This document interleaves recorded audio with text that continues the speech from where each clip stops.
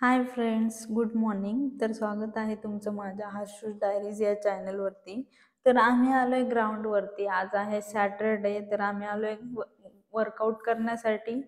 मी आणि डीके आम्ही सकाळी मॉर्निंगला लवकर उठलो, रेडी झालो आणि ग्राउंडवर आलो वर्कआउट करण्यासाठी.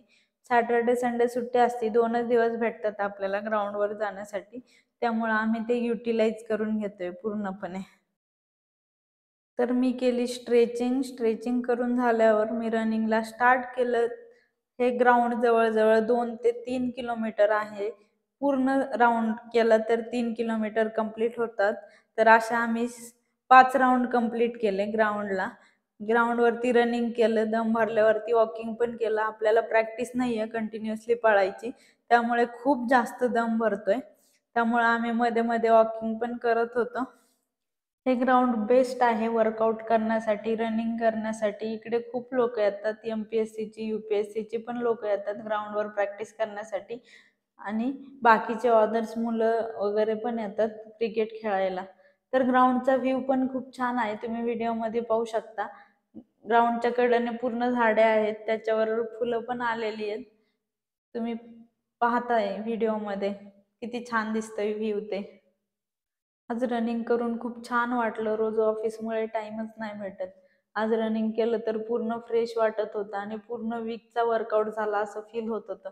वर्कआउट झाल्यानंतर मी आणि डीकेने नारळ पाणी पिलं. आम्हाला दोघांनाही नारळ पाणी आवडतं, सो आम्ही सॅटर्डे संडे नारळ पाणी पितोच. त्यानंतर आम्ही गेलो भाजीपाला घ्यायला. पूर्ण वीकचा आता सलाड खावं लागेल, त्यामुळे भाजीपाला पण घेऊन आलो, सलाड पण घेऊन आलो. घरी आल्यावर केला नाश्ता. नाश्त्यामध्ये बॉईल अंडी बॉईल करून घेतलेली आणि कांदा आणि टोमॅटोमध्ये ते जस्ट फ्राय करून घेतलं. कारण बॉईल अंड खायला टेस्टी नाही लागत. नॉर्मली कालच आपण आमलेट खाल्लेलं, त्यामुळे आज परत नको म्हणून बॉईल अंडी करून घेतली आणि ते जस्ट फ्राय केलं. थोडंसंच तेल टाकलेलं, जास्त तेल नको म्हणून कमी तेलात फ्राय करून घेतलं.